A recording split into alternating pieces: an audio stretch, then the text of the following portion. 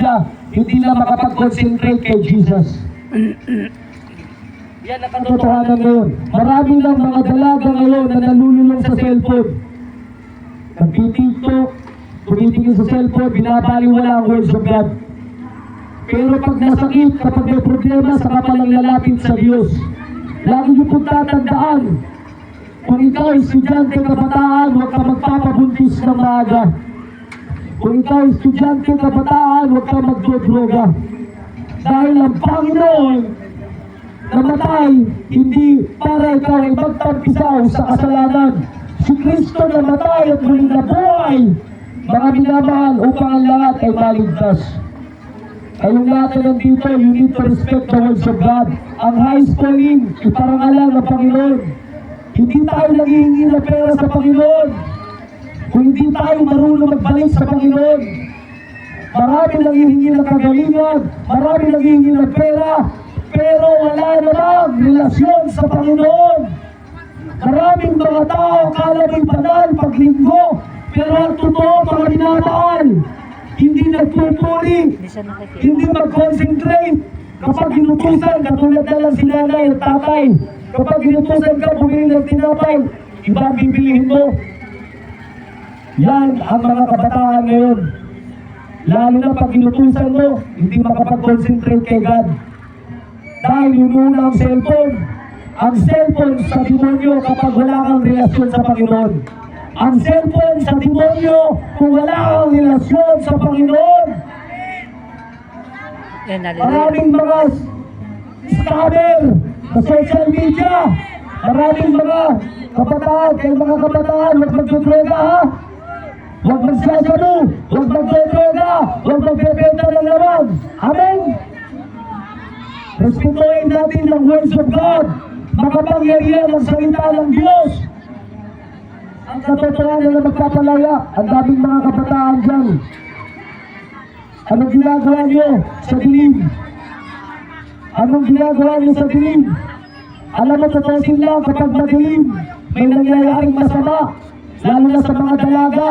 Kapag hindi ka nakinig sa salita ng Diyos, kahit papasayo mo ng lahat sa mundong ito, kung kaluluwa mo naman ay mapupunta sa impyerno, baliwala rin. Kung napakabuti po ng Panginoong Jesucristo po ngayong gabi, para sabihin sa ating lahat na napakabuti niya na nagmamahal sa atin na walang kapalit. Mga kabataan, huwag magsasabi, huwag magdodroga, huwag magbebenta ng katawan. Amen?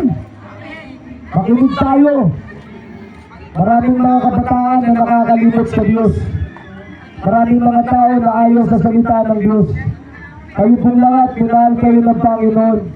At kahit ano pong mangyari ngayong gabi, alam ko lang, dinala ako ni Lord dito.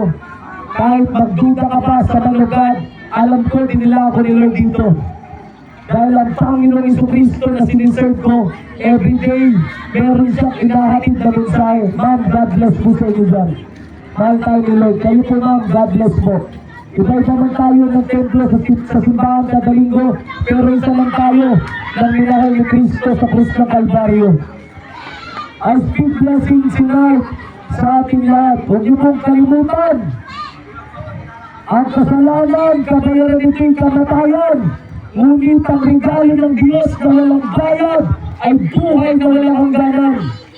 Hallelujah. I speak blessings tonight. Hello baby girl, Jesus loves you. Amen. I love you. Come here. Halika, goodbye. Magpe-pray ako kay baby. Lord, mag-pray ako sa iyo. Lord, I release blessing. Long life sa baby in Jesus' name. Amen. I love you, brother. Hallelujah. God bless. Mahalin mo ang asawa mo. Kung may pagsalit. Amen. Hallelujah. Kung may asawa, kung makontento ka, huwag ka na maghanap ng iba.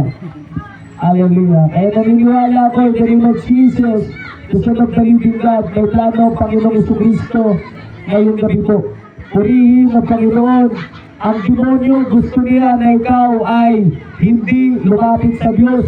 Ang demonyo gusto niya kalabanin mo ang Lord. Hallelujah. Hindi po kami napunta dito para kapatid, para magloko. Nandito po kami para sabihin sa inyo na mahal kayo ni Jesucristo. Brother, mahal ka ni Lord Jesus. Amen. Magbasa tayo ng Biblia. Lagi tayo magpuri at magpasalamat sa ating Panginoon. Lagi niyong tatandaan, love na love tayo ni Jesus. Hindi tayo mapupunta sa langit kung hindi tayo tatanggap kay Jesus Christ. Kailangan matanggap natin si Jesus Cristo bago mahuli ang lahat ng minamahal. Kayo po lahat, inibig kayo ng ating tagapagligtas.